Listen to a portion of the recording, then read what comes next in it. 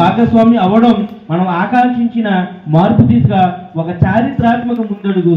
ఈరోజు జనసేన పార్టీ కేంద్ర ఎన్నికల సంఘం వద్ద గుర్తింపు పొందిన రాజకీయ పార్టీగా అవతరించిందంటే గత 10 ఏళ్ల కాలంగా మీరు చూపించిన పోరాట పటిమ, నిబద్ధత, సమాజంలో మార్పు తీసుకురావాలన్న మీ సంకల్పమే కారణం. జనసేన పార్టీ క్రియాశీలక జన సైనికుడిగా ప్రభుత్వం చేస్తున్న అభివృద్ధి కార్యక్రమాలను మరింత బలంగా ప్రజల్లోకి తీసుకెళ్లవలసిన ఆవశ్యకత, బాధ్యత మీపై ఉంది. పార్టీ కోసం మీ విలువైన సమయం కేటాయిస్తూ పార్టీ సిద్ధాంతాల కోసం నిలబడుతున్న మీకు రక్షణ కల్పించే బాధ్యత పార్టీకి ఉంది అనేది గారు.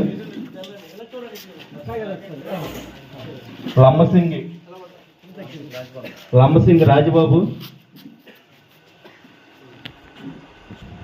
ప్రమాద జీవిత బీమా మరియు ప్రమాద బీమా కలిగినటువంటి గారు, చిక్కుబెల్లి ఎన్నం రమణ గారికి, బాబురావు గారికి, మంది పేరు నాకు ఐడియా లేదు, వాళ్ళందరికీ కూడా నా హృదయపూర్వక నమస్కారాలు.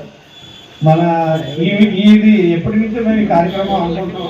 అయితే ఈ క్రియాశీల సభ్యత్వం అనుకుంటే ఈ పార్టీ మీద చాలా మంది ఇంట్రెస్ట్గా ఉండి మనం జాయిన్ అవుతామని చెప్పారు. అందులో మన గులగొండ మండలం నుంచి, గులగొండ పంచాయతీ నుంచి సీనియర్ నాయకులు సర్వాడ బాబురావు గారు, అలాగే పండ ప్రసాద్ గారు, హరే రామ్ గారు, ఇంకా అలాగే మిత్రులందరూ ఇవాళ సుమారుగా ఒక 30 మంది వరకు జాయిన్ అయ్యారు. అంటే 30 మంది అంటే వీళ్ళు వెనకాల కూడా మంచి ఓటింగ్ అది ఉన్న నాయకులు.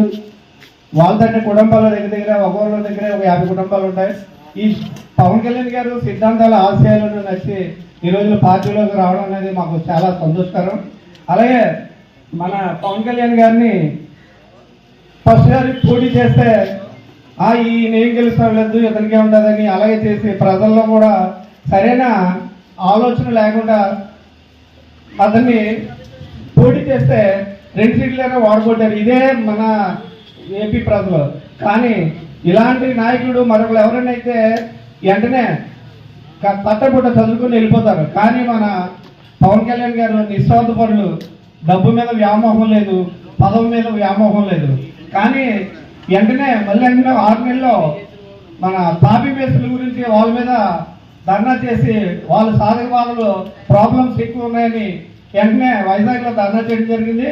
ఆ రోజు నుండి ఈ రోజు వరకు కూడా దినదినాభివృద్ధి చెందుతూ ఈరోజు ప్రపంచంలోనే పోటీ చేసిన సీట్లన్నీ 100 స్ట్రైక్ రేట్ అంటే ఏ పార్టీకి లేదు. గత చరిత్ర 100 సంవత్సరాలు కాదు, 200 సంవత్సరాలు సరే 100% అంటే 200% టైప్లో మనకు వచ్చింది.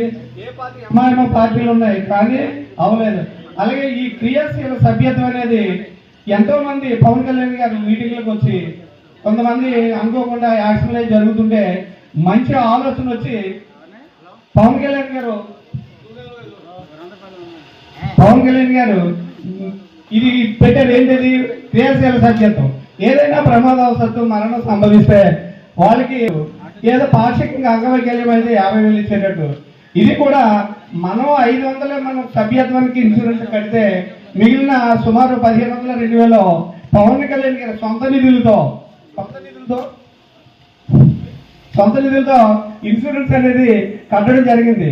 ఎందుకంటే ఏదైనా కుటుంబంలో ఏదైనా అనుకోకుండా మరణం సంభవిస్తే ఆ కుటుంబానికి రోడ్డును పడకుండా మంచి ఆలోచనతో మొట్టమొదటిసారిగా ఏ పార్టీ ప్రవేశపెట్టింది మన పవన్ కళ్యాణ్ గారు ప్రవేశపెట్టారు. ఇది మీరు అందరూ కూడా ఆలోచించాలి. ఇంకేంటంటే ఈరోజు ఆంధ్రప్రదేశ్లో గత ప్రభుత్వంలో ఉప ముఖ్యమంత్రులు అంటే 6-7 ఉండేవారు. అసలు ఆంధ్రప్రదేశ్లో ఉప ముఖ్యమంత్రి అంటే డిప్యూటీ సీఎం అంటే ఎవరికి వాల్యూ ఉండేది కాదు.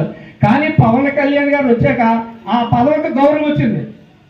ఇది సింగిల్గా ఉప ముఖ్యమంత్రి అవ్వడం వల్ల ఆ పదవికి వాల్యూ వచ్చింది.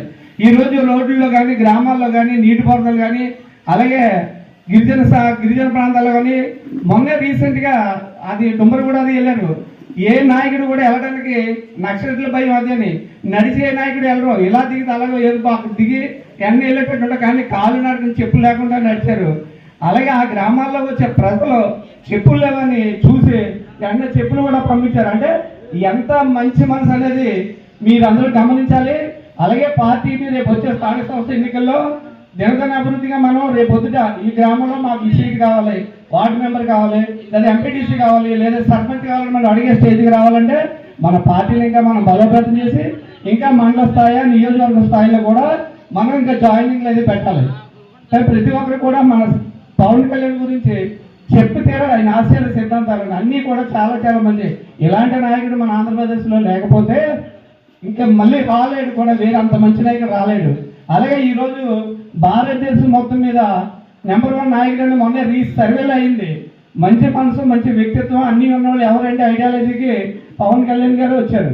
అది మీరు ఈ మధ్యలో యూట్యూబ్లో చూసుకుంటారేమో. అందుకని ఏంటంటే పవన్ కళ్యాణ్ సిద్ధాంతాలు ప్రజల్లో తీసుకెళ్ళండి. ఇంకా రేపు పొద్దున ఆయన ముఖ్యమంత్రి స్టేజ్ కూడా మనకు రావాలని మనం కోరుకుంటున్నాం.